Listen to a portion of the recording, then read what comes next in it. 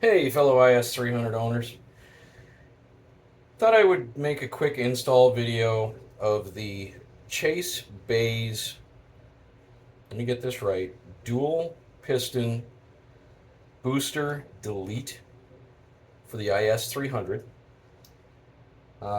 And I'm going to go over specifically the pedal assembly portion of the install in this video because I actually struggled a little bit with this and I did actually have to contact Chase Bays in order to figure out exactly what I needed to do so that I don't go modifying things I don't need to or changing things because there's not a great deal of clarity in what exactly you need to do. So, figured to make a quick video and show you what I came up with after having talked to Chase Bays.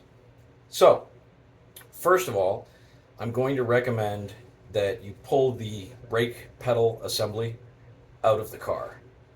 Working up underneath the dashboard, if you're young and really flexible, have at it.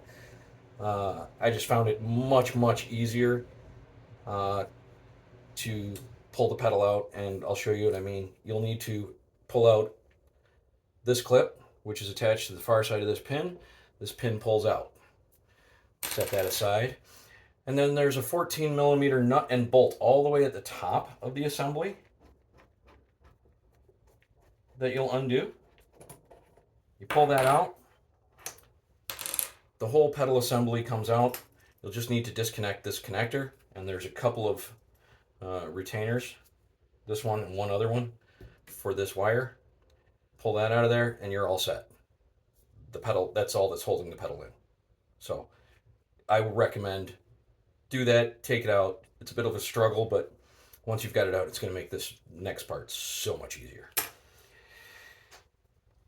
So where I was struggling was once I've got this out, the Chase Bays 6-to-1 reduction bracket. If you watch their videos, they show you the brake pedal for various cars, whatever. They just slide it right into the hole. However, the pin that originally came out was a 1/4 inch or 6 millimeters, and the stud that they have on their adapter is 8 millimeters. So that's not going to fit in that hole. So that's where I had my initial concern. Contacted Chase Bays. They told me simply, okay, you actually need to remove the this entire assembly. Now, don't panic if you're gonna have ABS. I'm not sure how that's going to affect things, but being that this is kind of a race car kind of part, you may be eliminating your ABS anyways. That having been said, this is part of your ABS. This is your pedal pressure sensor assembly. Um, if you're gonna try and retain your ABS, I don't dare comment on whether or not you need this, but in my case, I'm not running ABS, and so I don't need any of it. And they told me that this assembly needs to come off in order to use their bracket. That having been said, let's get on with it. At first, you've got the sensor. That's fairly straightforward. It's a 4 millimeter Allen key. Just loosen up the two bolts.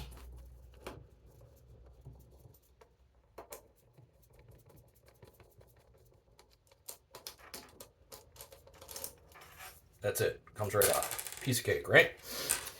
Then comes the trickier part. Now, I've already gone ahead and done this, so I'm not going to actually show you again. But there is two pins here and here.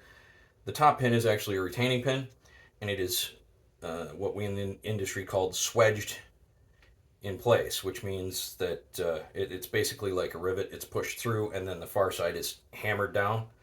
So in order to actually get this plate off, you need to grind the head of this down and grab some pry bars, and just once it's far enough, that'll just pry right off. Okay. So this is the tip here that needs to be ground down, and then this thing again, you'll need pry bars. Pop this sucker off of there.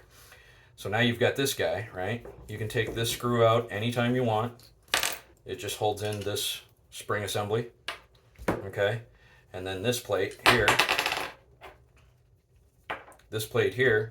will just slide right out. Now, one thing you will note that I don't have here, and you'll see these gray marks here, there's a sleeve in this hole.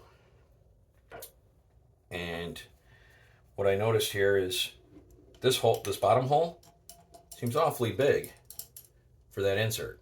Now this sleeve here, again, is a smaller diameter than the stud. So again, you're going to have to grind down the tip of the sleeve because it's, again, swedged over. So you grind down the one side of the sleeve and knock it out with a hammer and drift. And then you will find the stud fits just nicely, okay, as it should. Now once you've got that all done, okay, then the assembly can go together nice and easy, right, as it should, pressed up against, as in their videos, okay. 12mm socket. I'll torque that down on the bench vise in a second, but that gives you the idea of what it is you're looking for there, okay, which is much more specific. Now, if you want to get really crazy, you can go ahead and grind these welds off of here, you know, get into that. Now, one more suggestion, since you are here, this sleeve here goes in the top of the pedal, and these bushings here, these are actually plastic bushings. Take a look at them. If there's any substantial wear on these at all, go get new ones from Toyota. It is well worth the money. They are very inexpensive. You're already here, and it keeps your pedal stable, especially if you're going to go to a manual brake setup where you're really pressing on the brake. You want that pedal as stable as humanly possible. The other thing is, if you don't replace them, even if you do replace them, lubricate them well. Get some heavy grease on these things, silicone grease, really anything that's not going to eat the plastic. Get them in there, well lubricated. It's going to make your car feel that much better when you're driving. And if you got any questions, feel free to contact me anytime. I'm always around.